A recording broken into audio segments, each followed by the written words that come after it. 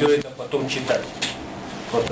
Будет расшифровка нашей дискуссии, отредактированная, почищенная, и она будет выставлена в интернет, и как бы желающие вот по этому адресу LabKZ будут читать все, что здесь будет сказано. Поэтому просьба, убедительная просьба, прежде чем начать говорить, нужно будет вот эту кнопочку ТОК, которая на микрофоне, нажать, назвать себя, потому что потом, когда расшифровка идет, очень сложно понять по голосу, кто именно говорил. Чтобы ваши слова не были приписаны кому-то другому, всегда говорите Иванов, Петров и все, что вы хотите сказать. Я бы хотел поблагодарить Сергея Иванова за предоставленную возможность.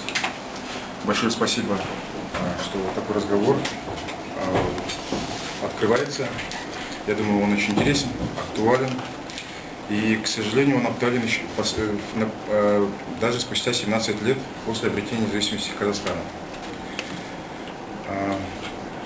Проблема здесь уже поставлена в самом вопросе. Когда мы говорим о русскоязычные казахи, мы уже здесь указываем, что речь идет все-таки о языковом аспекте в первую очередь. И эта проблема является краеугольным камнем в национальном вопросе в Казахстане.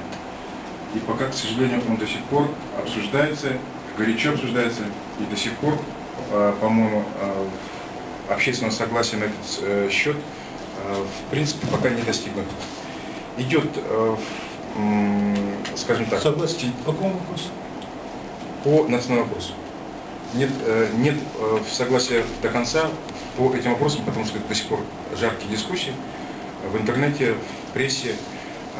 И, в принципе, мне кажется, давным-давно можно было пора поставить точки над «и», найти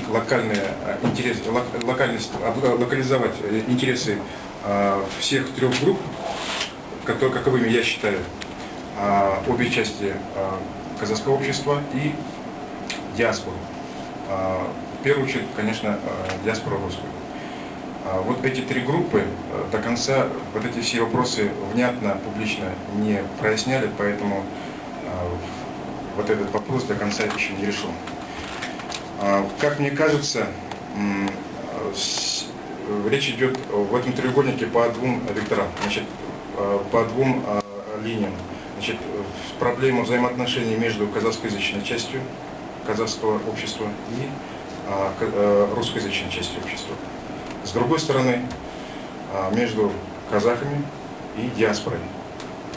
Под диаспорой я подразумеваю все наши 130 национальностей, которые проживают в Казахстане. Хотя здесь идет определенная история на сегодняшний день, имеют власть в стране, как таковую де-факто. Казахскоязычные, так получилось, к этому мы вернемся позже.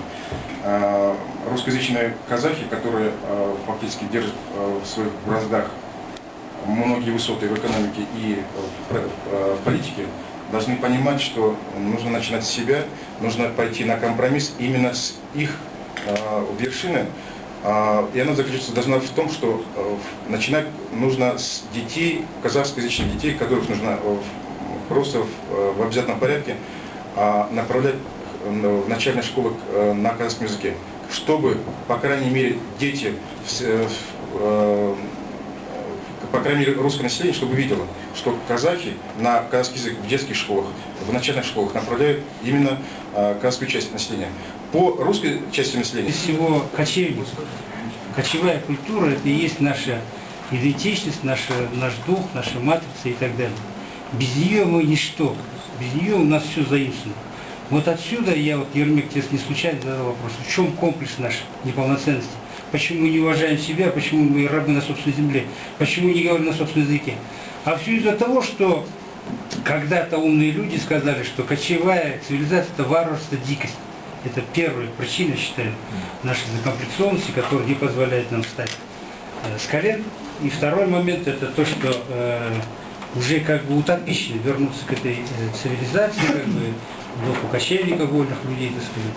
Вот. И я считаю, что пока что не все, так сказать, как бы потеряно, да, то я убежден, что есть некий архетип вот, кочевников, к которому мы должны вернуться. Так? Это прежде всего вечный такой трансисторический или трансформационный архетип, то, что мы называем воин, во-первых, во-вторых, это хозяин, и в-третьих, это управленец. То есть кочевник, он одно время был зажиточный, самодостаточный скотовладелец, во-вторых, он всегда был воин, и в-третьих, он всегда сам управлял, сам всегда избирал и так далее, и так далее.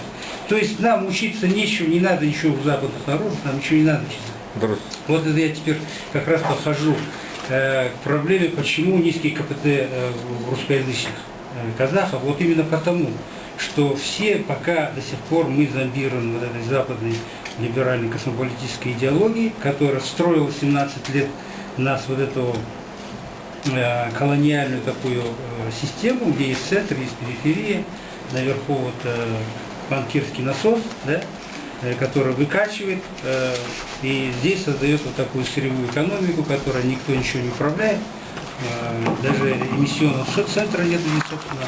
И вот до тех пор, пока мы, вот здесь правильно говорят, пока мы не покончим с этой идеологией, да, до тех пор у этой русскоязычной части, так сказать, не будет.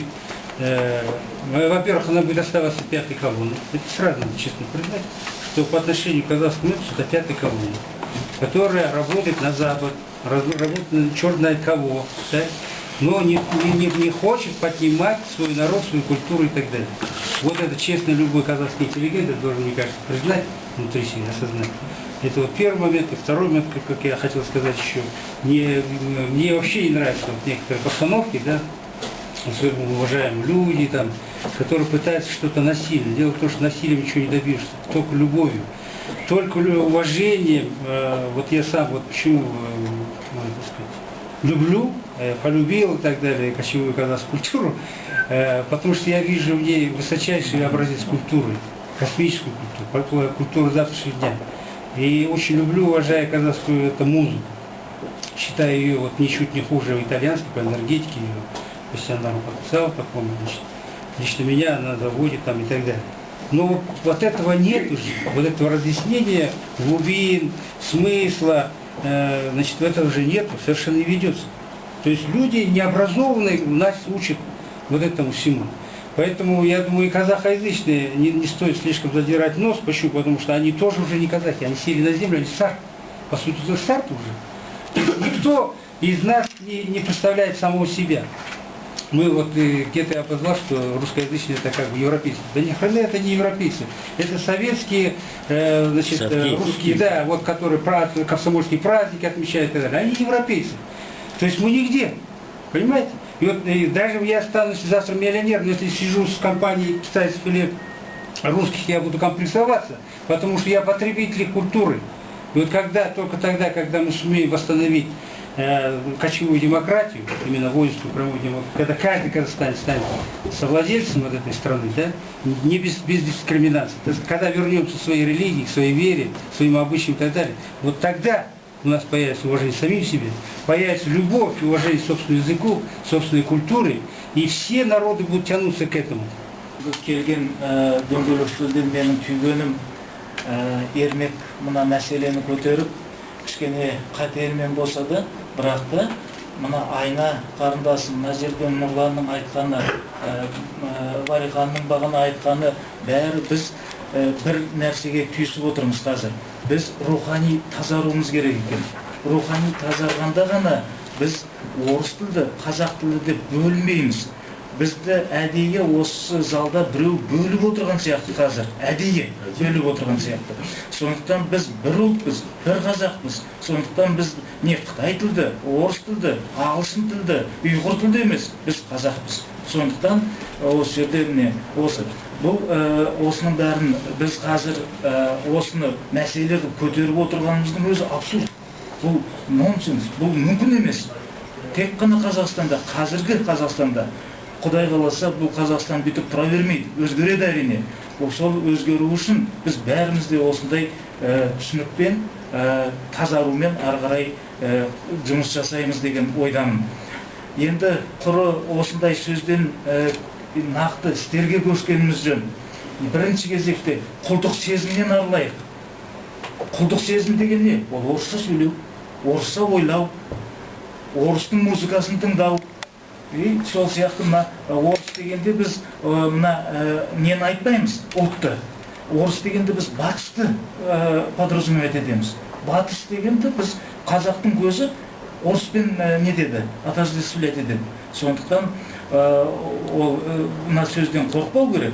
Солардың мына құндылықтарынан арылып, өзіміздің ұлттық құндылықтарға, Шәкәрім, Абай, одан бұрынғы Әл-Фараби, мына Бухари бар, бәрі қаншама ғұламаларымыз бар. Олар не бір Әл-Фарабиді жалғыз өзін бір жерге апарып оқытып сөйтіп шықты ма? Жоқ. Сондай орта болған, білім болған, ғылым болған, бәрі болған. Ал соның бәрін бізге ұмыттырып, біздің бәрімізді мәңгүрттендіріп жіберген қазір. Біріншіден біз